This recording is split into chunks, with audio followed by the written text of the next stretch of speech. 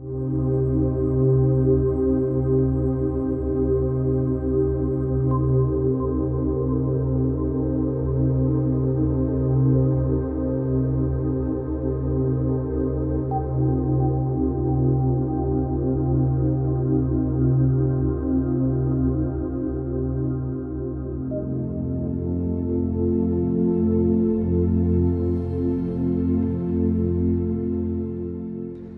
guys, welcome to Dave Darren Show. We're going to have a great show today. I got this visiting guest on today, and we're going to talk a lot about UFOs. We're going to talk about his stuff that he's done. He used to do a TV and radio show, so we're going to talk to Jeff in a couple minutes.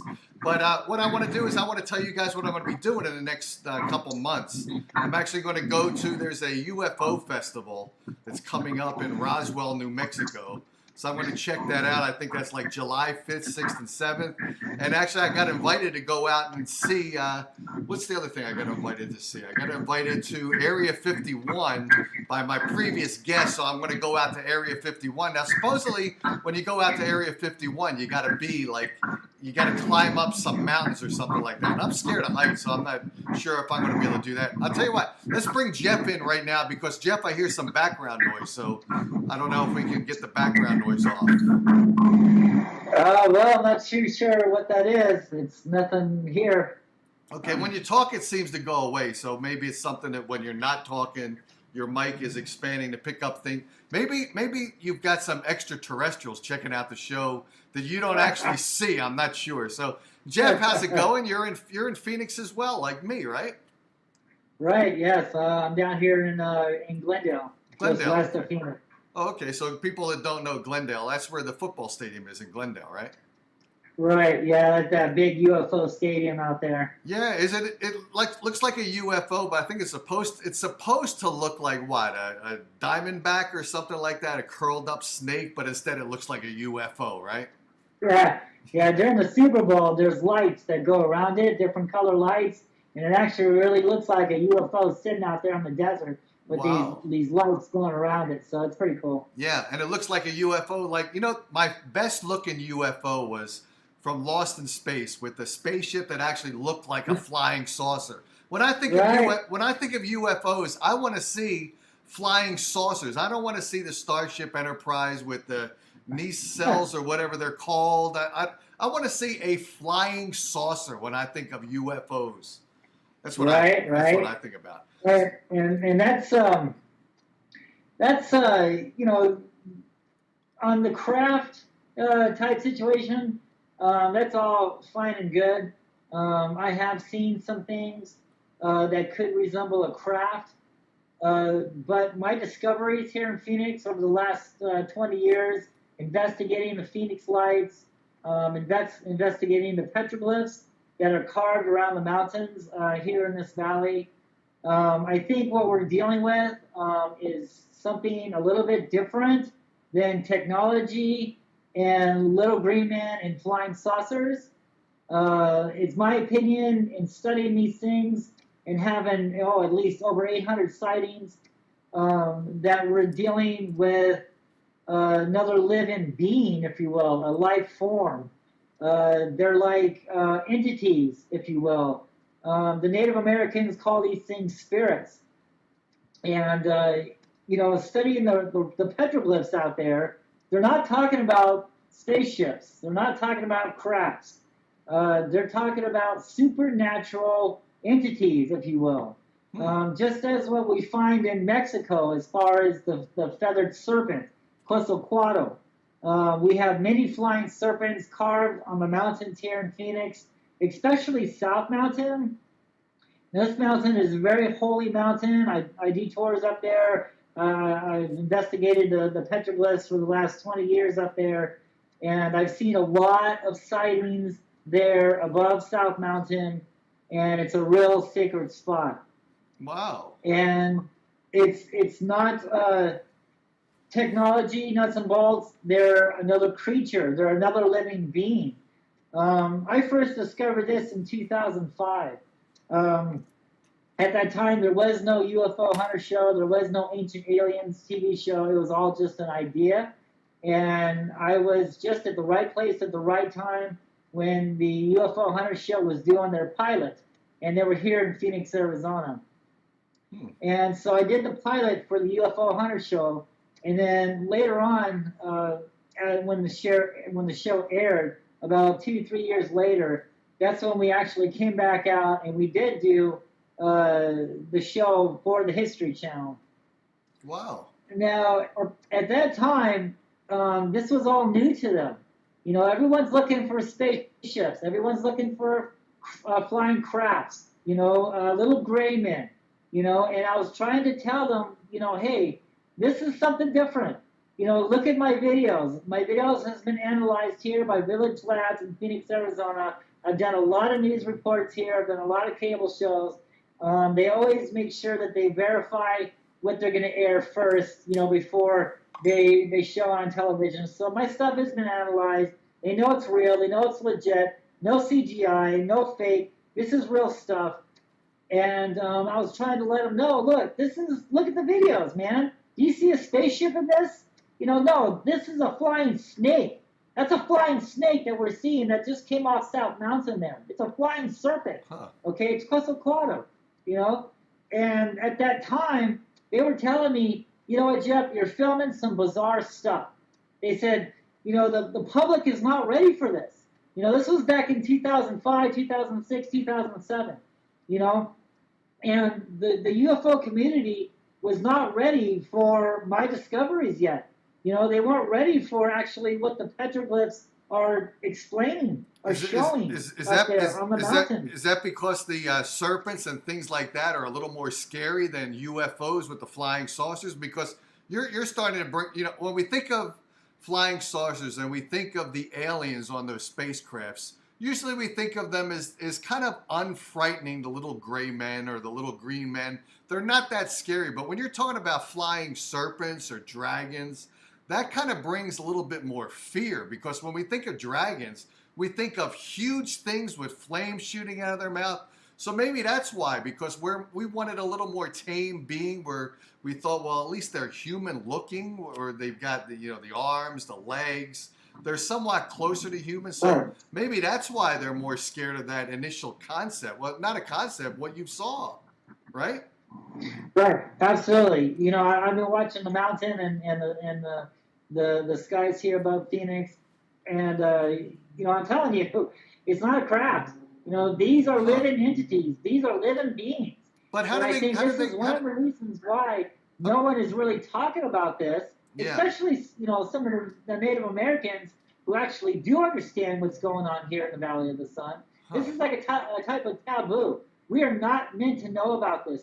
And this is the reason why the government isn't talking about this. And yes, they are monitoring what's going on out here. I lived by South Mountain for 2.5 years.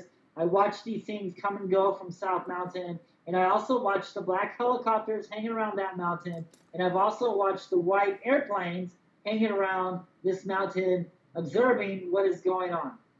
Now, in 2004, I went out to go investigate the Phoenix Lights. And I moved to Mesa. First of all, where is the Phoenix Lights? Where's that located? Where people that live in Phoenix, maybe they don't know where the sighting area of Phoenix Lights is. It is a certain spot, or does it randomly move? Let's start to get to some factual things here. Where is Phoenix Lights located?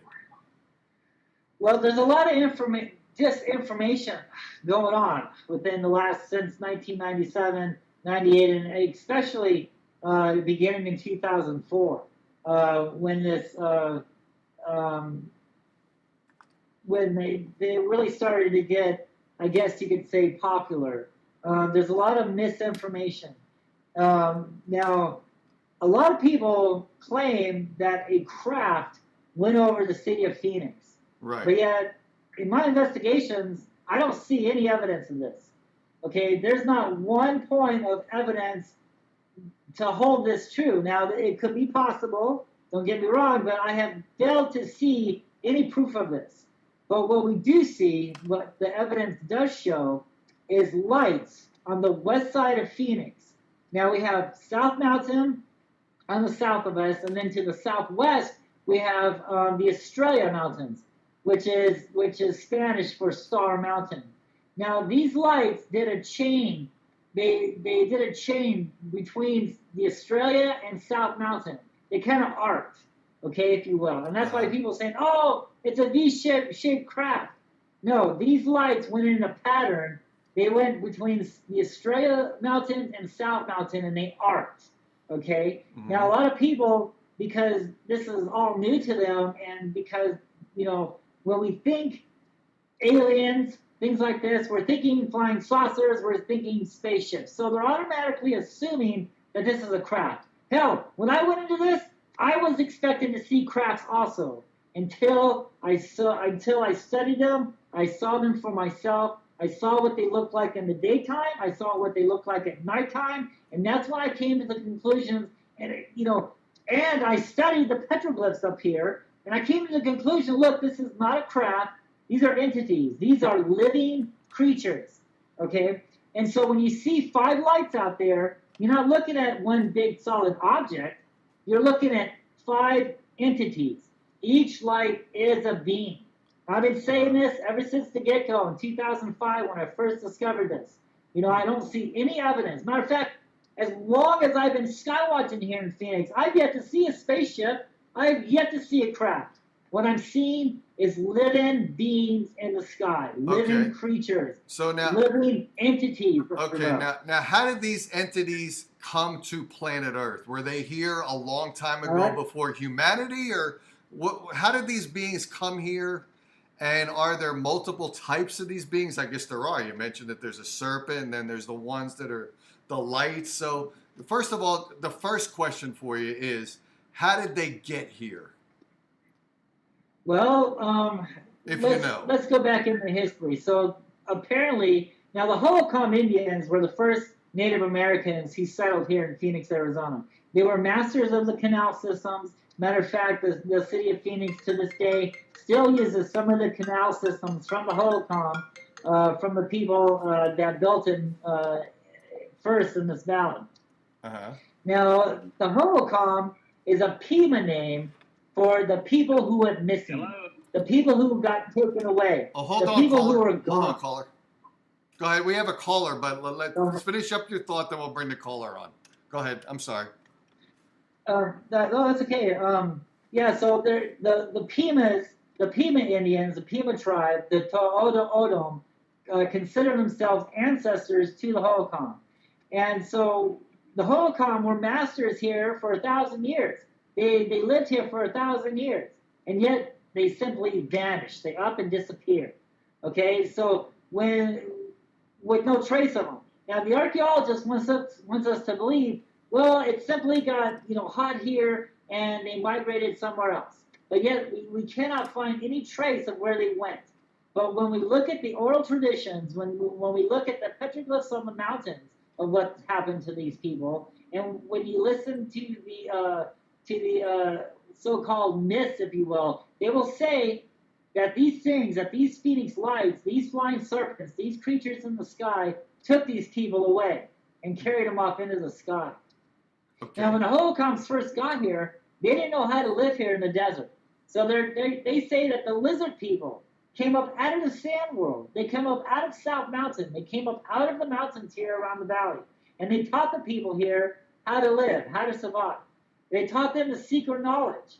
In return, they worshiped these things as gods. Now, there was sacrifice going on here. There's a lot of stuff that we're going to talk about, tonight that the archaeologists failed to talk about, but yet I have proven it, not only in my book, but in discovering all the things that the archaeologist is not talking about with these mountains here. And the tombs. He doesn't talk about the tombs that was here. He doesn't talk about the Mayans that were here.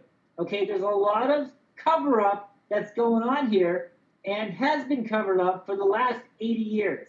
All right? Now, when I first discovered this, all I had was my claims. Look, this looks like a tomb. Okay? This looks like, they're looking up at a flying snake. This looks like an entity. This looks something different. Until I started investigating the true history of Phoenix, and it took me a year later, and I actually found the documents. I found the files in the Phoenix department, in the Phoenix library on the 4th floor in the government department that talks about South Mountain, that talks about the true legends of Phoenix, Arizona, and it talks about the first park ranger, Charles Holbrook, who was the first ranger here, and he knew. The Indians told him, look, there's tombs up there. The Mayans were here. The Hohokams, there was sacrifice and worship that was going on here. The Hohokams is not a peace-loving race. There was a lot of crazy crap that was going on here because of these Phoenix lights. All right. Now he did tours. I do tours on South Mountain to explain the rock art, to explain how to see these Phoenix lights, to explain how to see these day sightings, to talk about the petroglyphs, and so did Charles Holbrook. Now this went on for a good 10 to 15 years.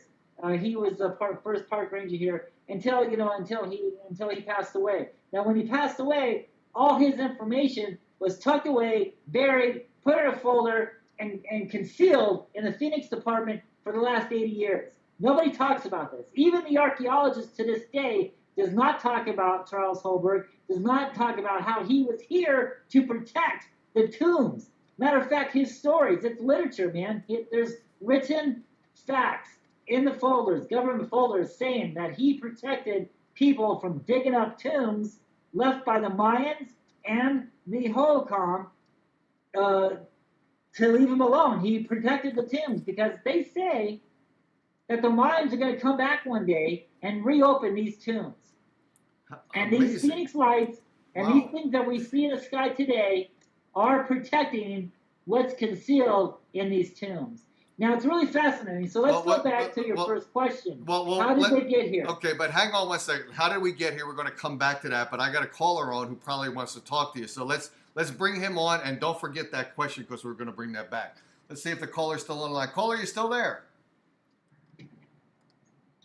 Hello? Hello, you still there, caller? This is the Dave Darren Show. You still there? Okay, we might have lost him. It looks like he's still on, so if he comes back, if you're still on there, caller, make sure that you start talking and we'll put you on the line. If anyone else wants to call and talk to Jeff or myself, the phone number is 609-467-4000. And let me make sure that I got everything connected here.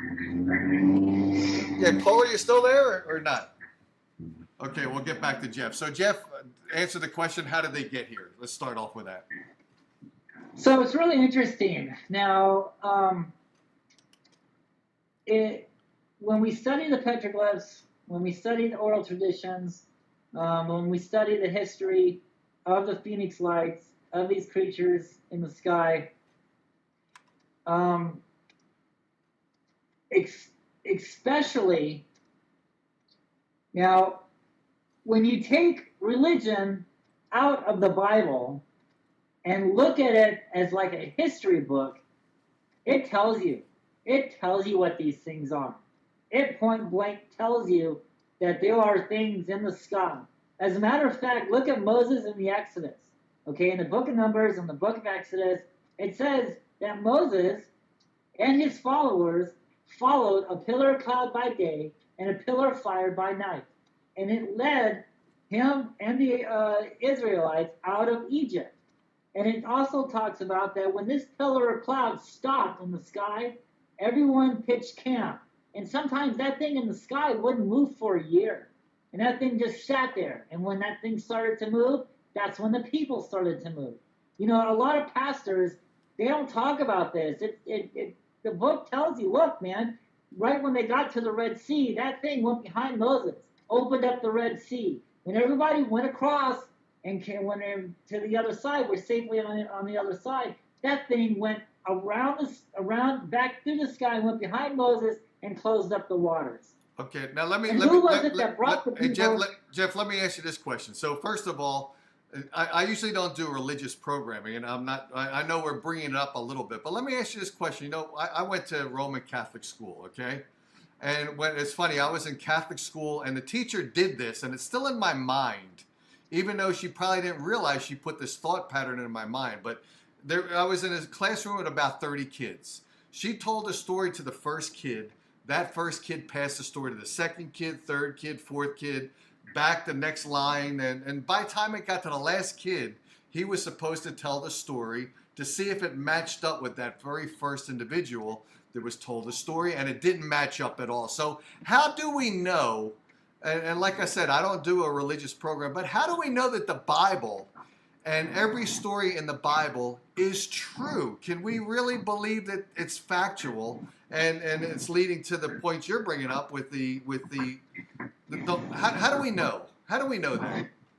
Now that is true, because the Bible was all just word of mouth for at least Word of 30 mouth, years. right? No, there was no technology to write it down, put it in a hard Right. drive. None of that. It was Stories that they discovered, at the time. Now, since then, biblical archaeology has proven a lot of stories and myths that's in the Bible. Matter of fact, the Red Sea, they found the chariots on the bottom of the Red Sea from the Egyptians. The Mount Sinai, Mount Belalah is the real Mount Sinai. When you do the research, not to make a joke out of it, but that chariot was not from Charlton Heston's movie, was it? It wasn't from that, was it? It was not that chariot from Ben-Hur. Okay, so they found the chariot from religious times. Okay. They found the wheels and they found the chariots all eaten up with coral now, because it's been sitting on the bottom of the Red Sea for, thousands of years, but they verified that, at least, an army has passed through the Red Sea. How it got there, they don't know. But the oral traditions, the Bible talks about, the opening up the waters and this and that. And I'm sure, there's a lot of, how do we know? I think biblical archaeology, man, has really taken a toll, has brought, the Bible into the next level, if you will, if we can determine on whether or not the Bible is actually factual. Until the Sumerian texts got discovered. Now, when they got discovered and deciphered, that's when you're talking about the Anunnaki. And there's a lot of things in the Bible, that has been left out, that doesn't really make sense. Because it says, let us make man in our image. Who the hell is us, man? Wow. Okay. Who the hell is us? But the Anunnaki, the Sumerian text, talks about who the us is. It's them. It's the Anunnaki. Okay? And there's a lot of information that has been left out. Ezekiel. Okay, now it says, I can't remember the passage right offhand, but you can search it on the internet. But it says that Ezekiel they say to him that he had a dream. Okay, that it was a dream that this guy with wings came down, and this thing was next to him. He says when the eyes moved. When the thing moved, the eyes moved around with the thing. So he's describing this type of, I don't know if it's a craft or if it's another living entity, another living being, if you will, and it actually takes him up into the sky. It takes him up, and he's actually looking down on Earth. Now they're saying, oh, well, it's just a dream, but what if it wasn't? There's a lot of stuff that the church has purposely left out, and has purposely covered up and is not telling us, Okay. Well, about these things. Okay, so let's back to my point. Okay, but yeah, back to your point. So far, there were 2 points. Remember, let's jump to number 1 and 2. Let's do one quickly because we dwelled a lot. So first of all, how did they get here? And then secondly, what are they doing here now, I guess? And these are the beings that you're talking about, that you're not seeing spaceships, you're just seeing beings that are here. So how did they get here to begin with? Were they part of the development of the human race, or who are they? What are you seeing? Well, when you study the petroglyphs, okay, the petroglyphs are talking, there's carvings of giants on the rocks here in Phoenix, Arizona. There's evidence of possible constructions of giants to conceal, some of the tombs that are out here on South Mountain. There's a lot of unexplained boulders, massive boulders that are been put in place, to construct walls, to conceal doorways to tombs, things like that. Like I said, there's a lot of flying serpents, flying orbs, flying crosses, flying crooked snakes. Okay, a lot of symbols, if you will, that was seen in the sky. So when we take that into consideration, when we take the whole outcome of it, when you look at it, and then we go to Genesis 6, and it says these things were cast down. They were cast down out of heaven. And the people there worshiped these things as gods. And from them came giants. Oh my God, dude. Is that talking about the story up there on the mountains? Were they cast out? Is that what the story is on the mountains? Were they cast? Right. Were they cast out of heaven? Story. It's new. Were they cast out of heaven? So we're getting the bad entities from on earth from being cast out. Is that what we're getting? Are we getting the worst beings sent to us?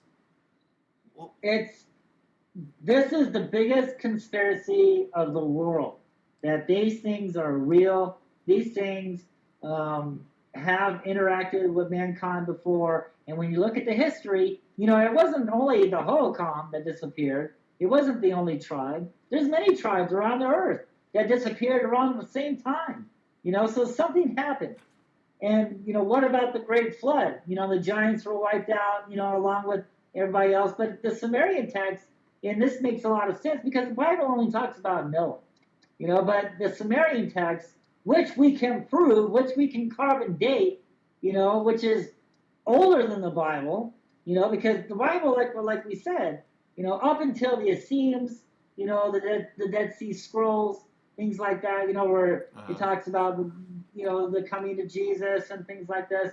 But up until this point, the Sumerian text says that it wasn't just Noah that was saved. There was many other races, that was saved from this flood. And the reason the Sumerian texts say that the reason why the flood came is because man became too noisy.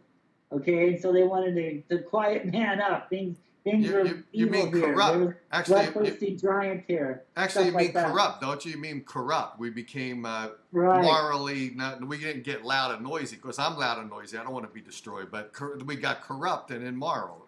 Think of them now. Yeah, think of how many people's on the earth now. By the way, let me ask you this question. Let me ask you the whole point. Let me ask you this question. So a lot of the things that you're talking about. For instance, a lot of the carvings on the walls, these stones and things in Phoenix.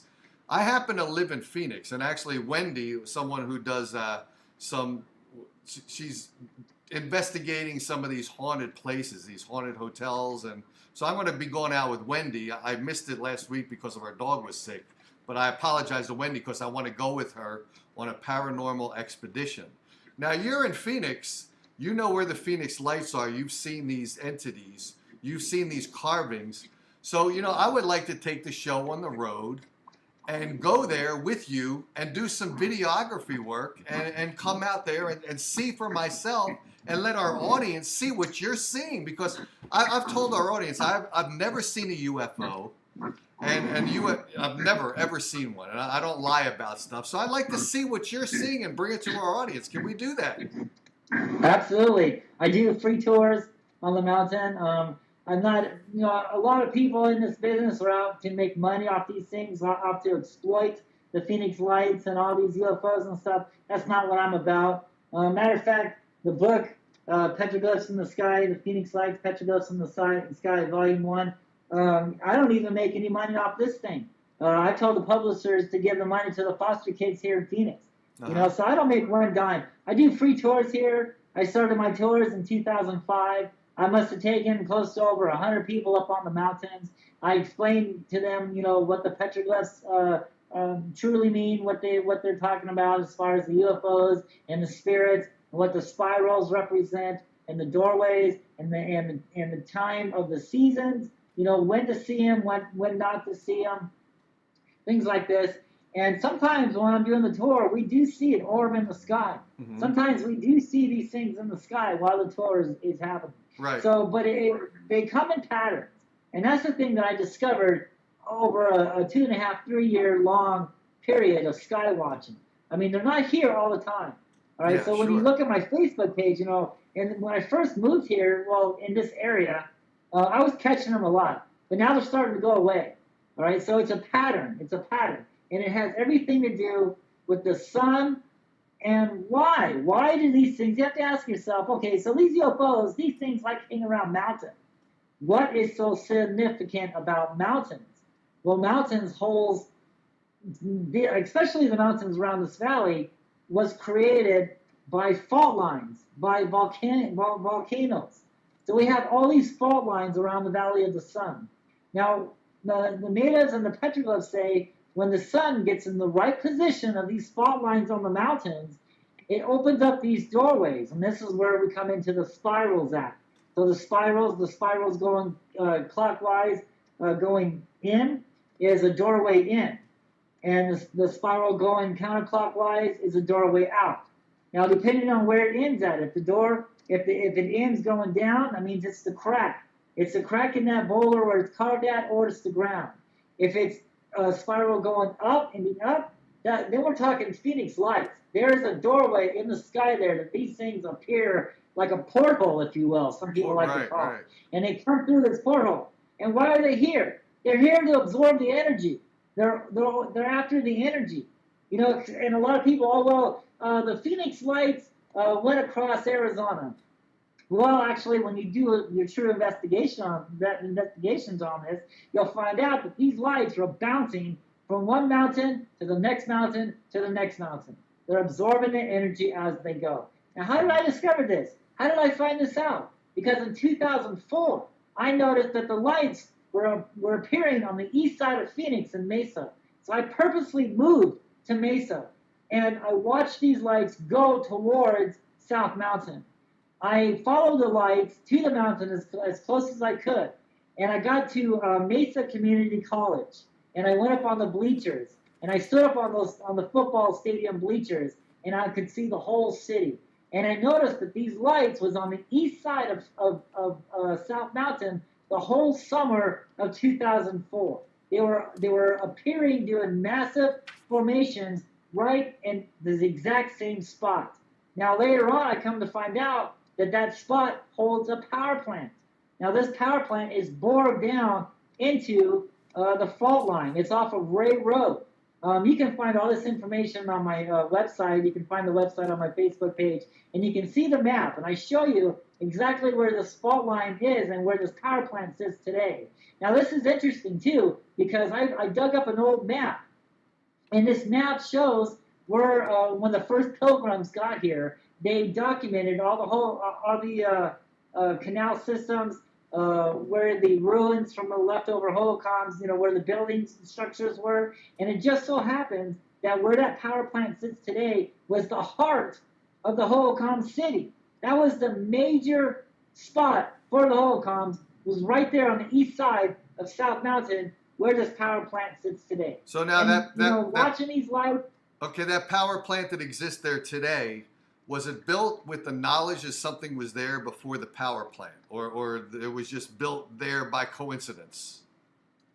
No, they had to have known. It's strategically put there to absorb the energy from the fault line from South Mountain. Okay, and these entities, now you mentioned that these lights are not craft. You mentioned that these are life forces, these lights, or they're portals in these spirals, correct? So they can be multiple things. Okay, so that power plant that's there and that fault line is there, these entities, they're absorbing energy from this area, correct? Absolutely. Okay. Now, I do know the South Mountain because I used to do a show on terrestrial radio, believe it or not. And I know that there's a lot of the radio antennas on top of South Mountain. So is there any potential confusion of these antennas, which usually antennas are brightly lit? Is there any risk of that at all? Because like I said, I've never been up to see the Phoenix lights. Is there any risk of that at all? Misinterpretation? No, these Phoenix lights are big, solid orange orbs. Sometimes they're white, and they're just hovering in the sky. And they're 100 times, 200 1,000 times bigger than those lights on South Mountain from the antennas. Okay. I mean, they're Okay. huge. They're massive orange orbs. And when you look at the videos of 2004 that I was filming, some you can find on my website, some you can find on my Facebook page here, and some you can find on YouTube under Petroglyphs in the Sky. Uh-huh. You'll see these huge orange amber lights. Now, as I was watching the lights in 2004, matter of fact, I did a couple news stories then. I did about 4 or 5 newscasts at the time. And I noticed that these little white airplanes, okay, so we're back to these little airplanes, all right? Now, they were waiting for the lights. I documented all this. They're hanging right above the power plant, about 2,000 to 3,000 feet up, and they're circling, all right? Now, when these lights appear above that power plant, these airplanes start zooming in after them. They're going after them full throttle. And when they get within a mile radius of these lights disappear. They just go away. Airplanes come in and they circle right above that power plant for like 15 minutes. Then they leave.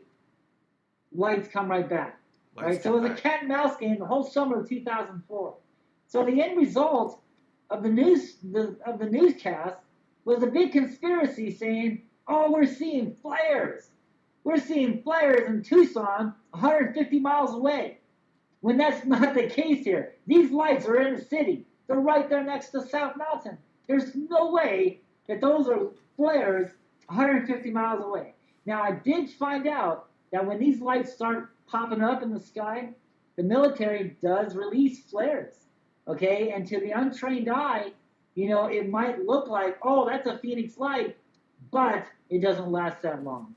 The flares, you can see the anti-collision lights from the airplanes dropping these flares out. You can see the smoke. You can see how the flares are small, and they're illumination flares, so they light up everything. They light up the night sky. You can see the smoke, and they do not last that very long. But yet these Phoenix lights sit motionless in the sky, nothing dropping them out. You don't see an airplane zooming by, throwing these flares out. These lights appear in the sky very soft, very silently, very quietly, because they don't make any noise. They don't make any shadows. And that's the reason why they're getting away with it here in Phoenix, is because no one is paying attention. They're not making any noise. They're not making any sudden movements, if you will, for people to actually notice them. They're secretly coming in here, and no one's paying attention. Everyone's driving around, going to school, doing whatever, going to grocery stores, not watching. You need to watch. That's how they're getting away with it. They've been getting away with it for years now here in the skies. Okay, and that's how people are missing them, because they're not watching them. Well, now, I'm watching them, dude. Yeah. I'm seeing them. Well, not only are they not watching them, they're not watching them because you mentioned that they're a light that's sort of not moving. So people see the light, they get used to that light. And then because the light's not moving, they're not thinking it's a UFO because they're not thinking of machinery or technology. They're just thinking that they're misinterpreting the brightness of the light. Maybe they just think it's a natural occurrence of some, maybe an antenna light or something like that. So that's why they're not. But now But I know that a lot of people talk about the Phoenix lights. They talk about a triangular shape, and they talk about it moving. They talk about it moving, though. They do talk about visually moving. So now you did mention it's between one mountain and another. So how do you equate the fact that you're mostly saying that these are immobile, but the Phoenix lights were supposed to be highly mobile and moving? The ones I was filming in 2004 were stationary. They were watching. They were over the power plant. There has been news reports. There has been other sightings. Well, yes, they are flying information above the city. As a matter of fact, last November, I had a fleet of lights, a fleet of Phoenix lights go over my apartment, and I filmed them. You can find that on my Facebook page. You can find it on my website. Okay, so yes, they do fly in a fleet and over the city. But now you're thinking those are not craft. You're thinking those are not craft. You're thinking those are beings of some type, correct? Then again, because of misinformation and people not understanding this and hasn't studied it for the last 20 years as much as I have, they automatically, assume, because they're just not, they just don't understand, and it's not their fault, because they don't know what's going on. They automatically assume that it's a craft, But what if it's not? What if it is something different? What if each light is the beam? Because we don't see any structural object here. We don't see any, it's not blocking out the stars like everyone's claiming. Each light is in a formation. Okay? And just like the military here, they fly in V formations. Well, so do sometimes these things do. So it's all a matter of understanding. And because for the last, oh my God, 60, 70, 80 years of wrong information and people selling books, selling movies, trying to get famous, trying to do stuff, sell movie tickets, blah, blah, blah. They're telling people a bunch of stuff that they don't have any clue on. They don't know. They haven't studied. Especially, I was the one that brought up the petroglyphs out here in the mountains. And people are going around, what is the Phoenix Light? That people are going on saying, still unexplained. Man, that's bullcrap, dude. The petroglyphs on the mountains explain what the Phoenix Lights are. It explains the history of what these things are.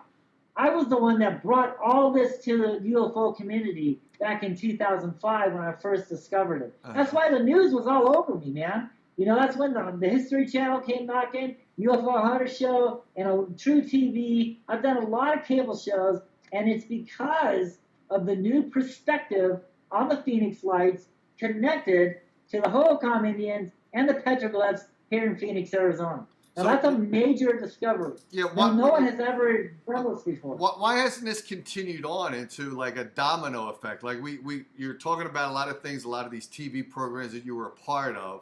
Now it seems like when you watch TV, you don't really see a lot of. Well, they haven't converted what was perceived as unreal, if you want to say that. And why haven't they factually made it to be something that's real and authentic? Because you said I can go to those caves and I can see these drawings, these pictures of art on these caves, and you said that it's going to be hard for you to really pinpoint my ability to see these lights. But I can go into I can see these carvings on the rocks tomorrow, right? I can see them tomorrow. Oh, right, yeah. Right, so you know where they are and I can see them. But why hasn't anything been converted into solid fact at this moment? Actually, as far as, for years, it's only been a theory. Oh, we think that the Native Americans were carving UFO sightings there. All these years, it's been a theory until I proved it, until my research came around. I sat there by South Mountain for 2.5 years, and I didn't leave my kitchen window with my video camera outside that window, and I was watching the mountains here.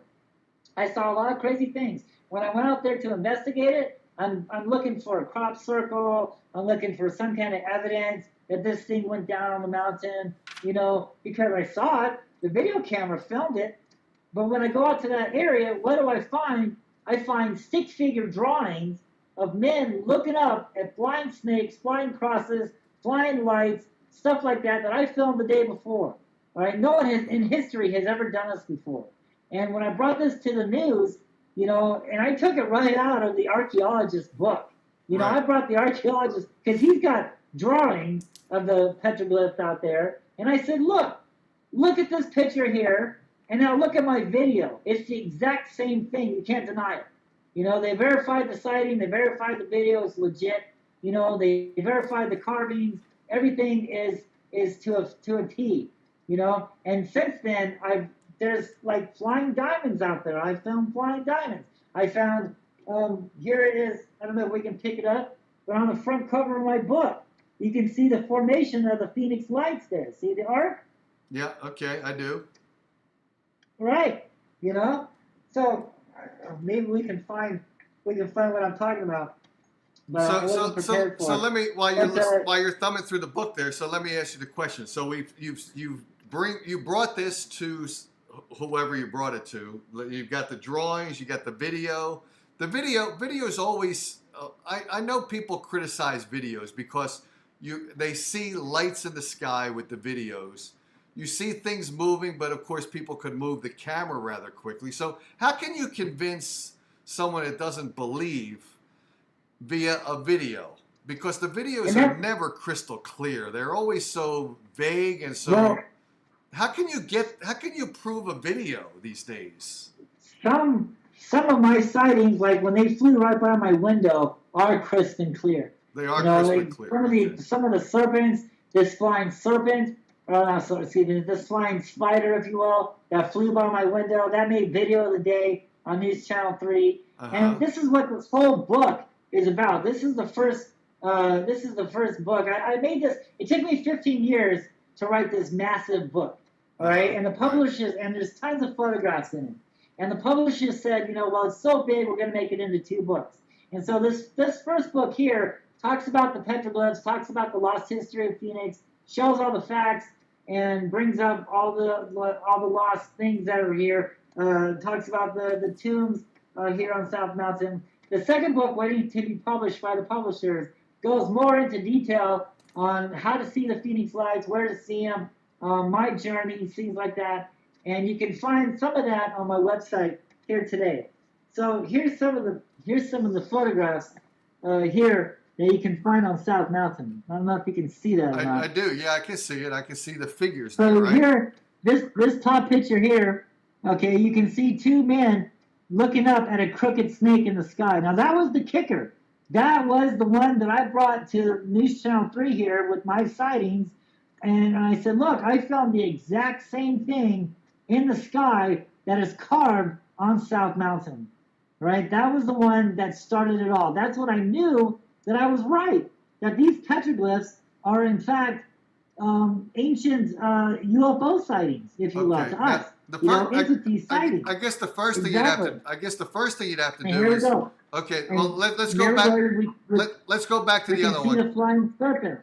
Okay, but let's go. We can see the flying serpent. Okay, I don't think you can hear me. Let's go back to the picture with the two beings there and the let's go back to that one, the very first picture. Okay, so now someone's going to say when they see that, the first thing anyone that's skeptical about this, they're going to want to carbon date those pictures, those drawings, right? So now, how do you validate the age that they were derived or drawn? How do you do that? Well, we can't carbon date the petroglyphs. You can't carbon date.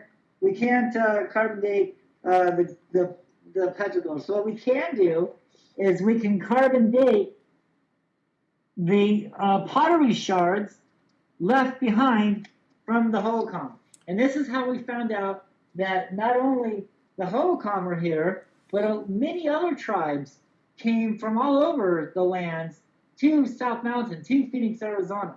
Matter of fact, back in the day, South Mountain was called Mount Sapoa, Mountain of Mercy. Okay, because I found altars up there. It talks about the sacrifice that was going on there. There's a lot of worship and trade and sacrifice that was going on here at this mountain. This is a holy mountain, a holy land. All right, so we cannot carbon date the petroglyphs, but we can carbon date and distinguish where these pottery shards came from, what part of the land, because not all the dirt from the pottery shards is from Arizona. There's some from Oklahoma. There's some from Utah. There's some from California. There's some from Mexico. All right. So all these pottery shards, is evidence that other tribes from different parts of the land in the United States was coming to Phoenix, Arizona, specifically for South Mountain to see the Phoenix lights, to see these things in the sky. Right. Getting back to those drawings again. When ancient times when people drew things, they drew them on stone. However they drew them. But isn't there a possibility that when we think of things in the sky, for instance, not that long ago, there was a pretty big meteor that came through the Phoenix area, and some people had some people were driving down the road and they had their action cams on, their driving cams, and they actually were able to film it. And some people, they had their cameras in front of their houses for security protection, and they didn't actually see it, but the lighting got so bright in the street that it was equated to that meteor. So ancient times, a long time ago, people would see things in the sky, potentially misinterpret a meteor for something that was drawn there and draw it as accurately as they could. So, but there's many of these drawings based upon everywhere in the entire planet, whether you go to Greece and so there's a continuation of this going on all over the world, right? It's not just that one isolated section of South Mountain. It's all over. So it's the same stories. Same stories right? All over the world, just maybe told a little bit different. Yeah. But when you examine, the myths and the legends and things like that, when you take a second look at it, it's basically talking about the same thing. The same stuff that was going on. Uh-huh. So the picture that we saw in your book there, was that more of that wasn't a spacecraft, that were these beings, right? That's what it was. It was these spirits or beings that they were looking up in the sky and seeing, correct? Right. Like I call it like a crooked snake, because it's kind of like a bent snake or whatever. Right. And I filmed the exact same formation coming off South Mountain. They're actually coming and going from South Mountain and some of the other mountains around the valley here. Huh. And so this is the reason why, that we find petroglyphs in certain areas, but we don't find petroglyphs in those areas. It's because it's a photograph. It's a time stamp. They didn't have video cameras back then. Right. They had stone boulders to record what had happened in that area. To record it, to mark it down for generations to come. And so when you look at the petroglyphs, you're not just supposed to look at face value. You're just not supposed to look at the art. You're supposed to include the whole landscape in with the art, because the artist is including the landscape with the art. For instance, there's like a lot of deers up there with like these crazy looking antlers. Okay, now when you step back from the panel and you look, you'll actually see that those antlers are actually trail markers behind him on the face of the mountain. Each antler is a trail behind the carving going up the mountain. Another way is the coyotes. The coyotes and the dogs and the animals, they're forever looking in spots where the next story will be found at. Mm-hmm. All right, so when you come up to a petroglyph and you see a coyote looking this way, well, go that way for a couple blocks. You'll find more of the story, more of the petroglyphs. So they actually, each panel is a story, is a testimony of what had happened there, what can be found there, and where the next story is in the next chapter. Right. How do you go beyond where you are right now? Because you've taken this evidence and this group of information to a lot of TV stations. Is it being covered up by our government? You said the airplanes are flying around. They're the small white airplanes. And of course, we don't hear anything about those small white airplanes going there to visualize or see something in the skies. How do we get beyond this? Is it a cover-up? Is that what this is? I'm the first one to do this. So I'm not out to, like I said, to make money. I'm out to bring the information back. I want people to start paying attention to this mountain more. I want people to go look at the petroglyphs a second time. Hey, let's take a second look at these petroglyphs. Let's take a look at the lost history that I dug up, that I've proven with all the facts and figures and file papers and blah, blah, blah, tucked away from people for the last 80 years. Let's re-examine what's going on here. We need more people involved in this so they will start going out there with me and start watching the skies more, and once they start seeing them, they'll start seeing, oh, wow, look at that black helicopter hanging around there. Look at that. There's a light. Here comes an airplane. Uh-huh. They'll start noticing all this crazy stuff that I was saying years before. And that's why I said that's the whole point. And that's why I said I want to go out there with you, because it's easy to do a radio show like this and have someone come on and tell me about it. But, and I'm a pretty honest guy, so when I come out there with you and I see stuff, I'll be amazed, or I'll question you and I'll say, well, what is this? What are we seeing here? So I'd like to be the guy that comes out there and witnesses this and have the audience that listens to the show here see what I see via seeing what you're going to show me. That'd be great. It's like fishing, Just because you go out there on the mountain is not a guarantee that you're going to see something. Right, yeah. But it will bring you closer, okay? And usually when people come to me and they've seen these things already in the sky, it's a lot easier for them to notice them in the sky. Unless, but for someone who has never seen them before, it might take them a little while. Like my friend Jason, we go up hiking on the mountain. We've been hiking on the mountain, for over 5 years now, and up until that point, we have never seen anything together until one day. It took him 5 years to see an orb in the sky with me on the mountain. But yet, there's other people that I've just met who have taken up on the mountain, showing the petroglyphs, and doing a tour. There's an orb right there, So it's like a hit and miss. I go more into that on my website, in my book, on why this is, why certain people see them more than others.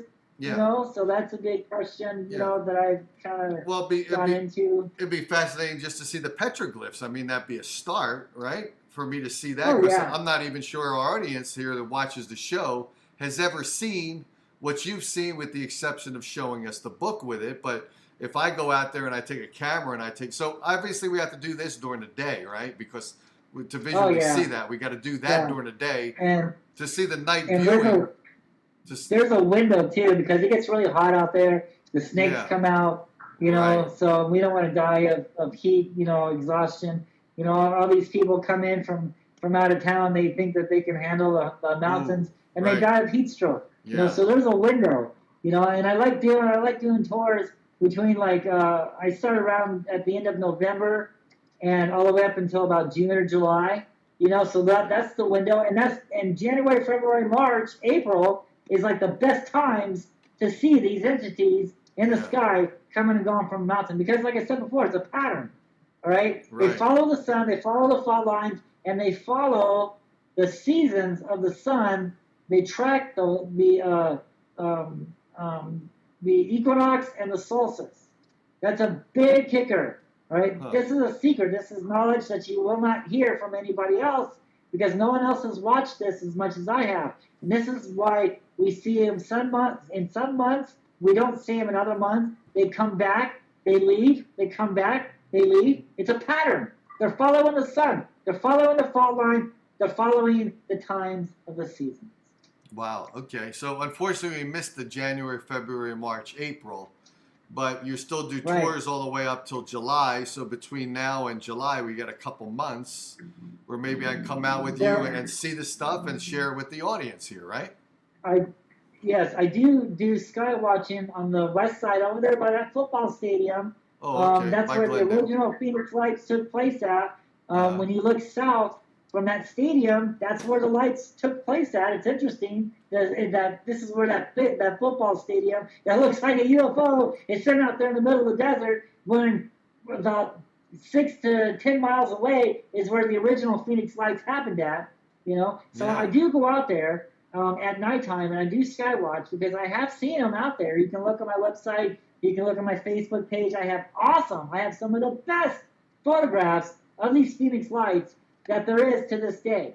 And I filmed them in the exact same spot on the west side of South Mountain where the original Phoenix Lights 1997 took place at. Cool, okay. So that's it. Hook me up, because I'm hooked up with Wendy. We're going to do some paranormal investigation, and we're going to be doing that. And I like to go out with you and see the Phoenix Lights. And of course, it's a hit and miss. I agree with that. It's going to be hard to actually coordinate that. But we'll be able to go and see these artistic drawings on these walls that you showed us in the book. So I like to film that, because I've never seen anything like that at all. I mean, I'm from the New York City and Philadelphia. We don't have stuff like this in New York City and Philadelphia. If you got them here in Phoenix, I'd like to see them.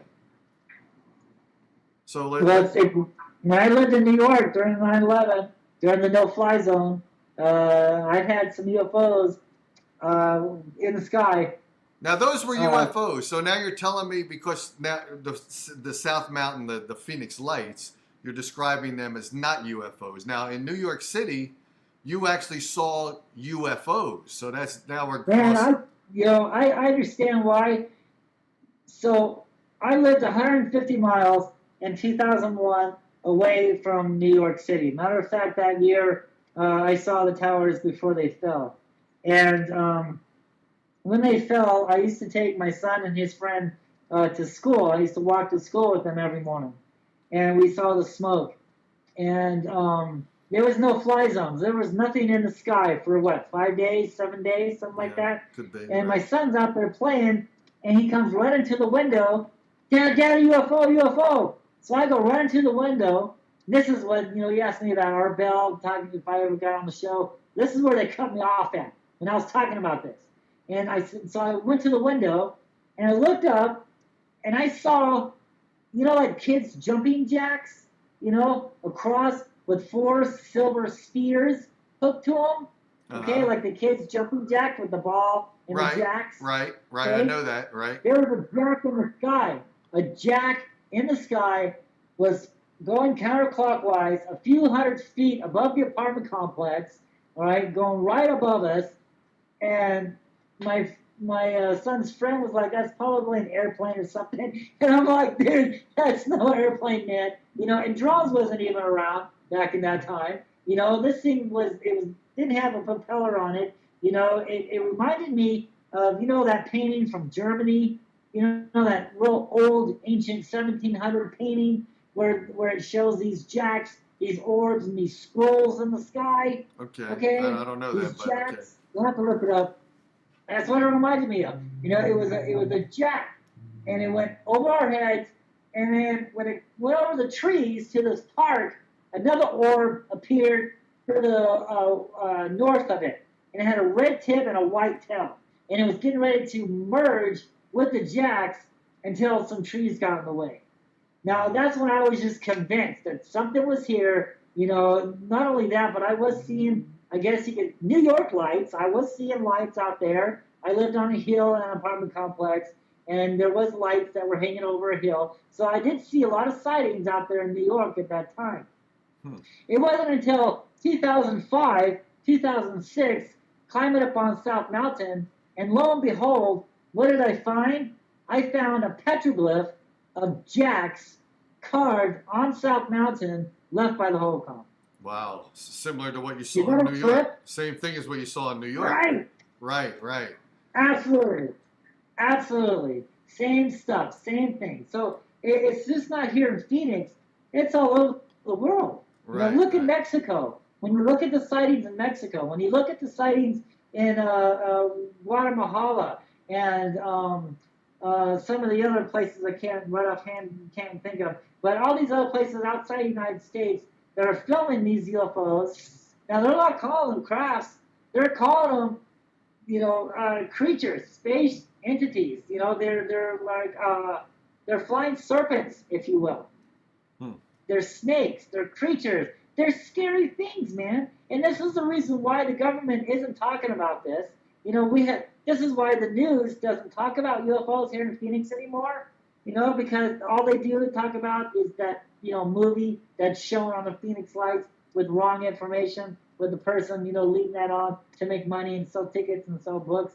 But they don't talk about UFOs anymore here in Arizona, especially my stuff. I've given the news my books. I've given them, copies of my books. They've gone through it. Yeah. But you know what's going on? It's a little bit too much information.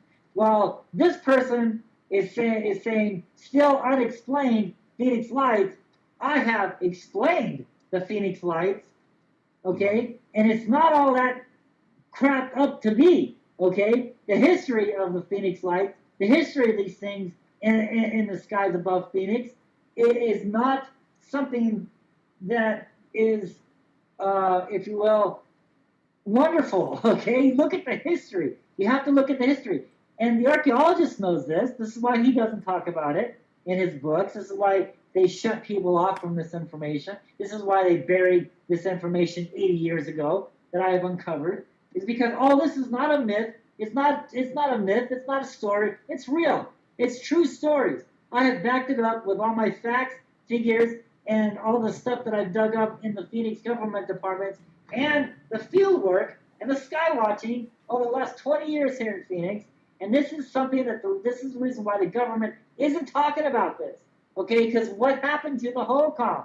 Holcomb are the people who went missing, okay? So when we move, we take our belongings with us. Yet the Holcomb didn't. They just simply up and vanished with no trace of them. And they left all their belongings behind. Now, the stories go on to say that there were survivors to this Holocaust, if you will. They hid in caves. They saw what was going on. They were afraid. And they knew that if they were going to continue to live in this valley, that eventually they would have to go back to war with these spirits of the earth and the sky. And they were afraid. They were terrified. They put a curse in Phoenix, Arizona, and they vowed never to come back to this land ever again. This was a cursed land. And they gathered up their belongings. They buried all the gold here. They buried all the tombs and all the other idols and things like that. And they went back to Mexico. They went back to the homeland through Casa Grande. They stopped at Casa Grande for a couple of years. They taught those people how to build canals, things like that. But they never stepped foot back in the city of Phoenix again. For 400 years, nobody lived here because it was terrifying. There was Indians, there were tribes of Indians living on the outskirts of Phoenix. Yeah, they saw the lights. They saw the Phoenix light. They saw the serpents. They saw the crazy things in the sky. They were afraid. They knew what was going on because they knew they were told by their ancestors what had happened to the people who dealt last time with the Phoenix lights, with the things in the sky, and it brought them their downfall. They knew that it was not something to be messed with. Okay, and it wasn't until the 1800s, give or take, when Jack Spelling, came through and looked at Phoenix, Arizona, and said, "Hey, this is great for farmland. Hey, look at the canals, left by the Indians." And it started all over again. That's when Phoenix started to come back, and that's why we're called Phoenix, because it's a fiery bird that rose out from the ashes of the former civilization. But they're not telling you what had happened to the former civilization that disappeared. Okay? The history says giants, fallen angels, things in the sky, taken away, scary stuff. No. All this is erased from history. But they do not want you to know this. Can they find the Native Americans that live here? Go ahead. You mentioned that this one civilization that was messing around with the Phoenix lights have vanished. They're gone, right? You mentioned that there was a Holocaust there. So there's always archaeologists that are digging up and finding remains of skeletons of dinosaurs and all that. Why aren't they actually going to these areas in Phoenix and digging up and finding, well, here was a civilization here. It's some period of time, and we see all of these belongings of these existing people. You even mentioned the Mayans were here before. Why aren't we excavating and going on expeditions to get all this stuff and find out about these people that were there at this time? Now, we do see the carvings on the wall and the artistic works, but why aren't we going beyond that and finding that artistic work and then digging there to see what else is there beyond the art on the wall? Why are we doing that? Why are we? Because that's the reason. It's the whole reason why they're not letting people know about the tombs here. Why they're not digging up the tombs and finding out what's buried here. They don't want people to know about this. They want this to go away. After Holberg died, they put all his information away. Sure, they built a lookout point where he used to look out for people, looking for the tombs and stuff like that, and tomb robbers. Sure, they dedicated that hill to him. Sure, they dedicated Holberg Trail to him. But what did he actually do? They don't tell you that. They erased what he was doing here. He was protecting the tombs. He was telling people about the Mayans. He was telling people that there are sky spirits here, and they're apparently watching the mountains here. He knew all this crazy stuff. And once he died, they buried him. Right. So if they go off and, first of all, they can't prove that the Holocom simply migrated somewhere else. All right, that's one reason why they're not finding other civilization from the Holocom, because that's not what happened. They got taken away. The people that survived, they got the hell out of Dodge, dude. They knew that they weren't going to live in this valley no more. So there were people that survived. There were people that got taken away. And so that's the true history here of the Phoenix Lights of Phoenix, Arizona. And so they don't want that knowledge to be known. So they're burying it. They've buried it for the last 80 years. Wow. And I was finding all this crazy stuff. I've been doing news reports. I was doing the radio shows. I was doing cable shows, for that first year, and I'm telling them, look, dude, I found a tomb. I found this over there. I found that over there. The archaeologist isn't talking about this, dude. What's going on with this? Until I found the files, from the Lost History of Phoenix, and it verified. It verified that whole year of my discoveries. It was all point blank. This huge folder was there, and I'm like, dude, I knew I was right. You can't deny the evidence that's buried away that I took photographs of and put it in my book and verified through all the hiking and everything else like that. So yeah, it's true, and but yet that it is what it is. yet that area that you're talking about, the area where you're seeing all this stuff, Area 51 is blocked off where no one can go into that area to find out what's in Area 51. So the area that you're talking about, which I can go with you to see some of these things, why isn't it blocked off? If the government is hiding this, doesn't want us to know this, why isn't it sanctioned off like Area 51 with cameras, with people security there to prevent people like you and I going there to discover, and then you and I bring it out to the 1,000 people that watch the show, and then those 1,000 people are heavily involved, and the 1,000 people make things go viral because today we got the internet, things go viral. Why aren't they scared that someone's going to start making this domino into something that's becoming obviously there? Why aren't they sanctioning it off that area? Why aren't they closing it down? Well, let's examine Area 51 and all the other secret bases that the United States government has.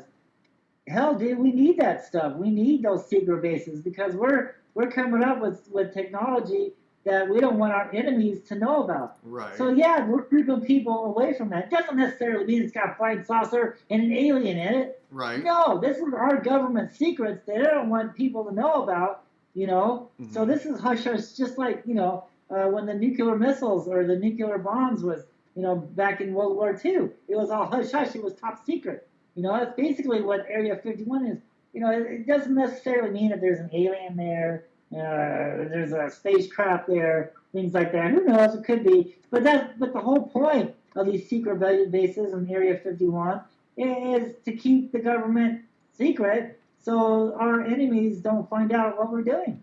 Okay, but the government wants to take the area that you're talking about and hide the fact that there was abductions of people that were there. They were lifted off the planet, and there were some people that hid away and escaped Arizona.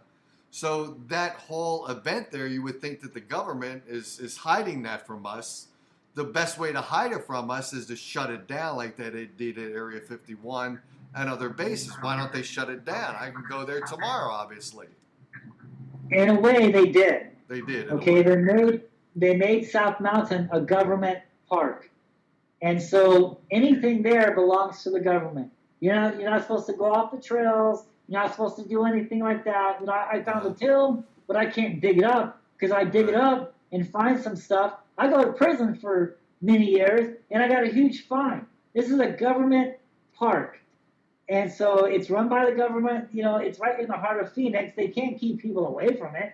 If you do that, then more people will say, well, why are you doing that, blah, blah, blah. Yeah. So they just made it a government park, and they buried the information in folders, away from people. Like I said before, nobody knew about this, for the last 80 years. The archaeologist, he's under, I'm sure, the government's control, and that he's not going to come forward and say, yeah, there's tombs out there. But look, dude, the photographs are in my book. I take people out to these tombs. I verify it.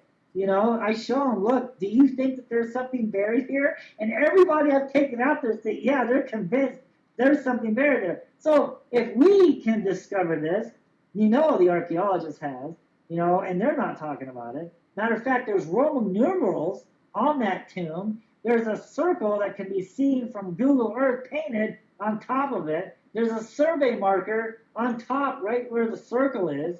I mean, yeah, the government knows what's going on, what's there, but they don't want to dig it up. They don't want to tell people that what's really here, Yeah. So wow. that's why I'm hoping that my information, my book, my tours, all the information that I'm bringing to the public now, it's not for my own gain. It's for other people who go out there and investigate it. So hopefully, eventually, there'll be enough pressure for the city of Phoenix to at least open up one tomb. Let's open up one tomb. I'm not saying go up there and destroy the whole mountain and dig it all up. No, let's just examine one tomb. Let's verify, what's here. There is a tomb out there. There's many tombs out there. The archaeologist doesn't even admit that the Spanish conquistadors made it this far. But yet, I found evidence that the Spanish did arrive here in Phoenix. It's in my book. We found some things there. You can read the book and find out exactly what I don't want to give it away, but you can find out the stuff that the Spanish left behind 400 years ago when the archaeologists won't admit that the Spanish came through here. Charles Holbrook, there's an inscription up here, the Denazia stone, okay, on the east side of South Mountain. The government was going to knock that down, because that's one of the Spanish conquistadors. I forget what he was, a general or somebody like that. He was an explorer. That's what he was, a Spanish explorer. And his name's carved up on South Mountain, and the city of Phoenix was going to tear it down. And Holbrook said, no, dude, you ain't touching it. He pulled guns on all the construction workers back there in the 1930s. He said, dude, this is Arizona's birthmark. You're not touching this. Right. And so there was a big meeting in the city of Phoenix, and now the end result was they put bars. They put bars over that carving, and to this day, that carving sits there with the bars over it because of Holbrook, because of his determination that to keep history alive, that the Spanish was here, and so many other history things that were here in the valley that's not talked about anymore. Yeah, wow. Fascinating discussion with you. So it'll be great to go out with you. So make sure we hook up after the show here. And I better get off the air now before my wife digs a tomb, and then you'll have to dig up my tomb eventually and see what happened to Dave via the autopsy. So let me get out of here for tonight. It was great having you on the show, and our audience is going to be hooked up to my investigations with you when I go out with you and explore the unknown, because I don't know anything about this. And I want to learn more about it by being next to you and going out there with a camera and seeing what we see. Okay? Sure. It's going to be Awesome. great. Yeah. Check me out. Make sure you follow me on Facebook. Check out my website. What is it's it? really neat. Yeah, give out your website. When you read the book and then you go out there and see the petroglyphs, it all makes sense. Great. So you read the book and you go see the glyphs, you understand what the book is talking about. Okay, and what is the website? Give that out because people want to check it out after the show here. Well, it's really long. It's Petroglyphs in the Sky. You can find the link on my Facebook page, right there where the internet links are on the Facebook page. And it's Petroglyphs in the Sky. Jeff Woolwine is the Facebook page. And so, yeah, there you can find the book on eBay, Barnes & Noble. You can get it on ebooks, things like that. So there's a lot of information in it. This is the first book. This goes into the lost history of Phoenix. This explains on how to understand the petroglyphs. It goes into what happened to the Holocom. And it's a movie-type story that it's an adventure. It's not just a UFO sighting. It's an adventure, dude. Yeah. And so it's meant to bring the public. If you can't get to the mountain on your own, then I bring the mountain to you with all the colored photographs and the explanations and the stories, myths, legends, and true stories that go along with South Mountain and the true history of Phoenix. Yeah. What do people think when you tell them these stories? Like, if you have a girlfriend or a wife, what does she think about all this stuff? After once because anybody that hangs around me long enough, they'll see these things in the sky. I've been seeing these things in the sky since I was a kid. I was born and raised here in Phoenix, and I remember seeing orbs and lights when I was a boy, and I really didn't start filming them and watching them back until, after my encounter in New York, and after, I started watching them in 2004, and that's when it all really started to really kick in. I'm 48 years old now, so I'm a little late, but I'm getting the information out now, and so these things have basically been following me around all my life. Well, and when someone stays with me long enough, they start seeing them too. It doesn't take them very long to start saying, "Whoa, dude, what is that thing right there in the sky?" Yeah. Well, you mentioned at a young kid you started seeing this stuff. So you're a young kid, you were with your parents. What did your parents say when you saw something and they saw it with you? What was their explanation of what you and them saw? What did they tell you? That's kind of touchy. I was brought up as Jehovah's Witness, and so things like that really wasn't talked about. And when I was 12, my mother passed away of a brain tumor, and then shortly after that, my dad gave me up to an orphanage, and so I've been basically on my own ever since I was 12. And so that's basically, up until that time, that's when I really started seeing these things in the sky. Now, my mother was into the Indians, and she knew that there was petroglyphs on the mountains around the valley here. She didn't know what they all meant, but she knew that there was some kind of history here. Yeah. And it's funny, too, because I remember seeing a light out here, and where we live now, we live like on 61st Avenue in Olive. Now, I used to live 64th Avenue, just right up the road here when I was a kid, and seeing the lights and seeing the orbs. And I'm here again. I've almost made a complete circle in my life here on where I started off at, where my mom passed away at a few blocks away, and I'm still seeing the lights here. I'm still seeing the things in the sky here, so it hasn't changed. It hasn't changed since I was a kid. I'm in the exact same area. And I'm seeing them now in the sky also again. And there's a school, a grade school right up the road here that I went to school with. And I was talking to one of my kids, one of my friends, and he was a Native American. And I was like, "Did you see that light last night? It was like it was in the sky, dude." He goes, "Yeah." He goes, "My grandfather," he points to the White Tank Mountains, the west side. He says, "My grandfather says they lived in the mountains." Wow. And I was like, "Wow, dude." I was just a kid. I didn't put two and two together yet. I wasn't into all this yet. But that's what he told me when I was a kid. When his grandfather said, "Yeah, dude, they live in the mountains over there," and he pointed to the white tanks. Wow, interesting. Interesting story. Awesome. Well, let me get out of here, awesome. Jeff. It was great. And I'll hook up with you after the show here, and then we'll try to figure out a date when I come out and I can witness this adventure together with you, okay? Sounds great, brother. Sounds great. Thanks for having me. No, actually, thanks for coming on the show. I'll talk to you later on. Okay, sounds good. Later on. Bye-bye.